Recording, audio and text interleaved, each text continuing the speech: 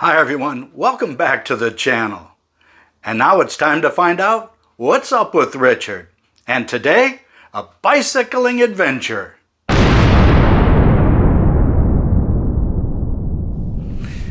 Alright, let's get started anyway.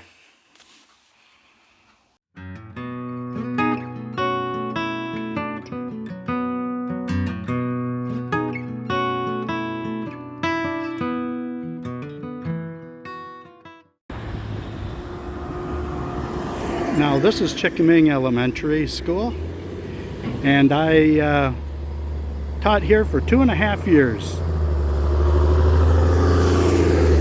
Unfortunately, due to low student population, they closed this building down in the one in Three Oaks and built a smaller but combined elementary.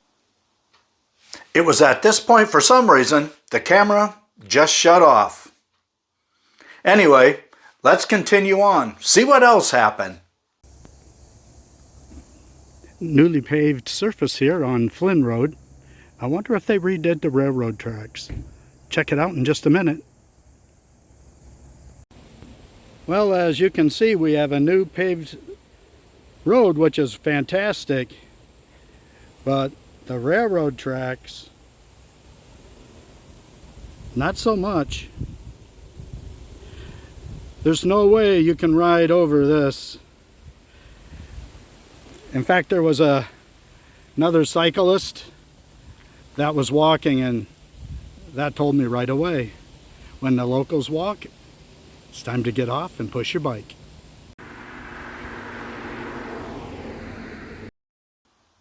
I had just left Bridgman. The temperature was 88 degrees. It was extremely humid. I stopped to get some water and a snack. I talked to a real nice fella about classic bikes. And, well, as you can see here, something didn't go quite right.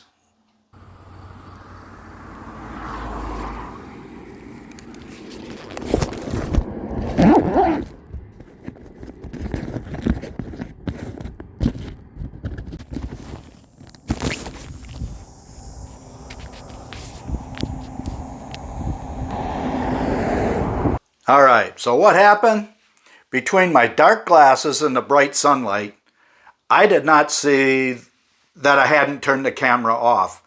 I ended up putting it in my front bag, and yep, you guessed it, zipped it up and got 5 minutes or so of nothing more than darkness and rattling around. And then when I got to the golf course to do the next little segment, the phone was on, and I turned it off. I don't know what to say. Just one goof after another. And there were some absolutely beautiful homes along the way.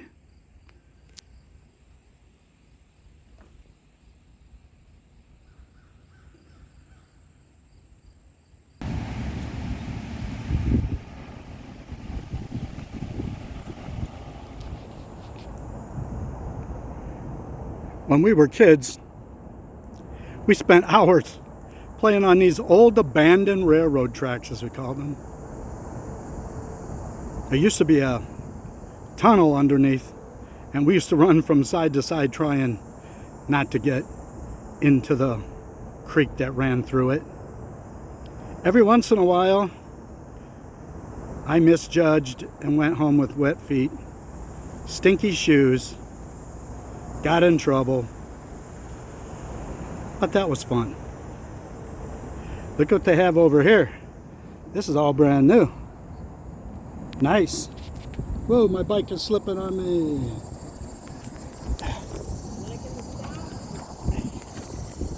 Ah. Okay, that was a classic move. I almost fell off my doggone bike. Anyway, I was only about a half a mile from where my destination was, and when I got there, I was tired and I didn't want to do any more video. So what I'm going to do now is fast forward 6 weeks and video the way I wanted to video on that day. And I think it'll be nice because you get to see some fall colors in this segment. Finally arrived at my childhood home. Moved here in around 1960.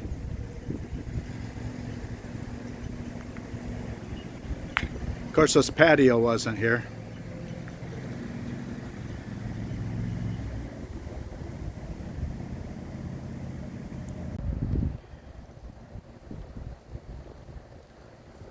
All right, this is out in front of the house. I can't tell you how many hours I spent as a kid riding around this block.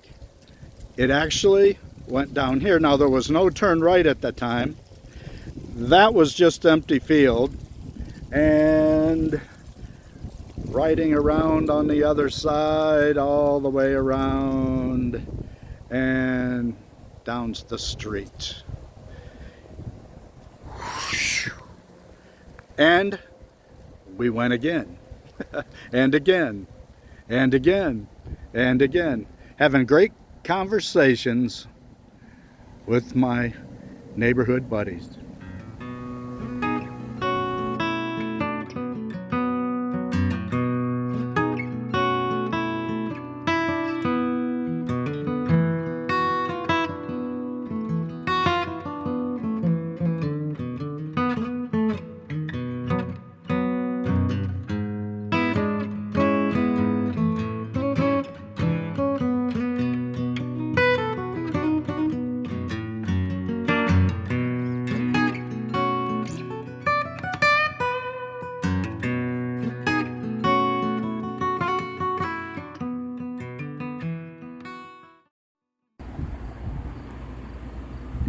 I'm about an hour and 20 minutes into my ride from South St. Joe. I came through downtown St. Joe, and I'm heading north on M63 or Blue Star Highway. Hasn't been too bad, a few hills, but I get to the sketchy part up here in just a few miles where the shoulder tends to disappear. But after that, about another 5 miles, and I'm on a nice bike path into South Haven. Meanwhile, I'm at the Dollar General getting some Gatorade and some electrical tape because the humidity is so high, the handlebar tape is coming off. So I bought some, and I'm going to patch it up as good as I can anyway, and head to the motel.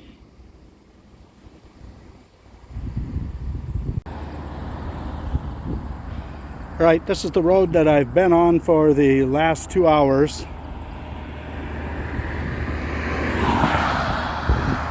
And that heads into South Haven. That is a bike path right there. And I'm headed down this bike path into South Haven. Finally, some decent riding, quiet in the woods.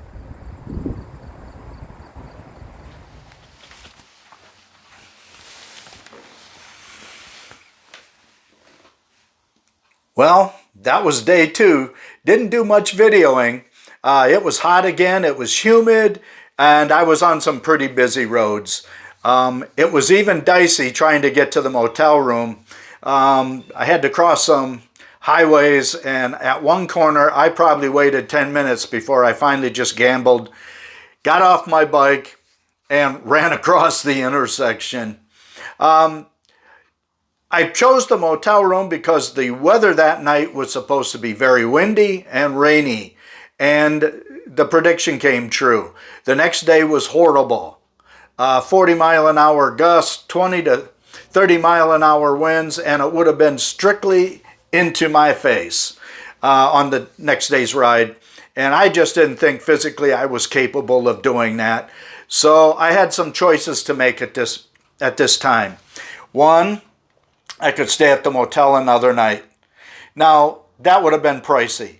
2, I could have gone back to the campground and pitched my tent, hopefully in the wind, and rode out the storm and hoped the weather was better the next day. Or I could turn around and ride back home, which would have taken me the 2 days that I got there. And then, or I could call Mrs. G and have her pick me up. That would be another possibility. I chose having Mrs. G come and pick me up. The reason being is because she had already made all the plans ahead of time, and all the motel rooms were scheduled. And that would have put me a day behind, and I don't think I would have been able to make it up. So I chose to go home. I got some yard work done, mowed some grass, and I haven't quit yet. We go to plan B. So stay tuned and you'll find out what happened next on Richard's Big Bicycle Adventure.